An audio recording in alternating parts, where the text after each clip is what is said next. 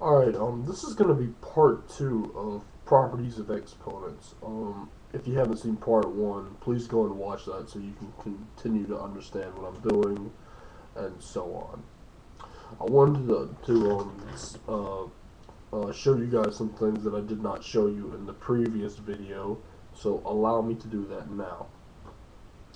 Well, let's say that we had, in my first video I had something that was like, sorry. I had something that was like x. I had something that was x raised to the power of 3. We know that we just distribute that 3 and we get x cubed. I wanted to do something a little bit more challenging, something you're going to find quite often in mathematics.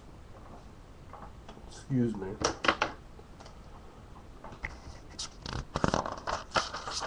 Let's say that we had 2x raised to the power of 3. A lot of people would get this confused and say that you would only distribute the 3 to the x and not to the 2, because the x is the variable and the 2 is just a number.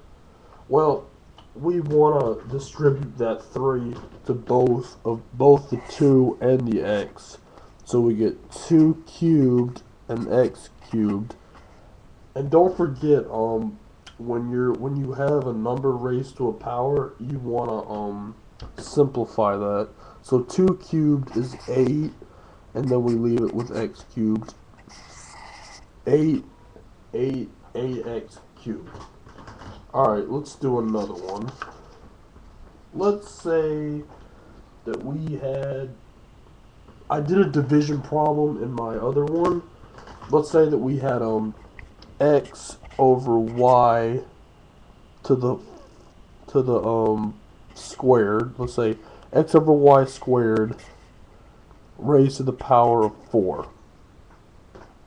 Now, just because the 4 is net closer to the numerator, that doesn't mean you only distribute it to the numerator.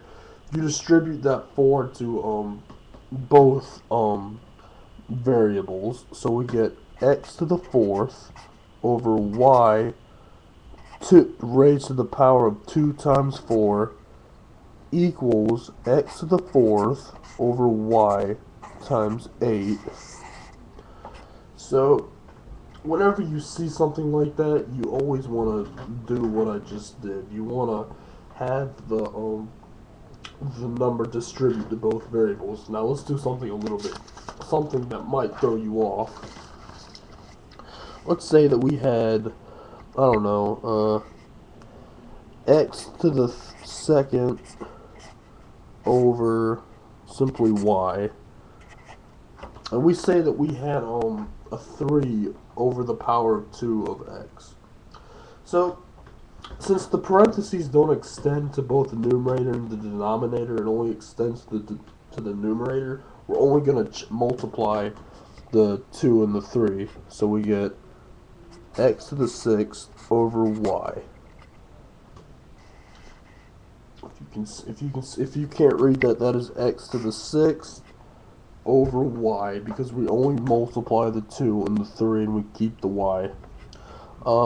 This is part 2 of properties of exponents. There will be part 3 coming soon, and blog TV shows will start, so please come subscribe, and if you have any questions or comments, you know where to leave them.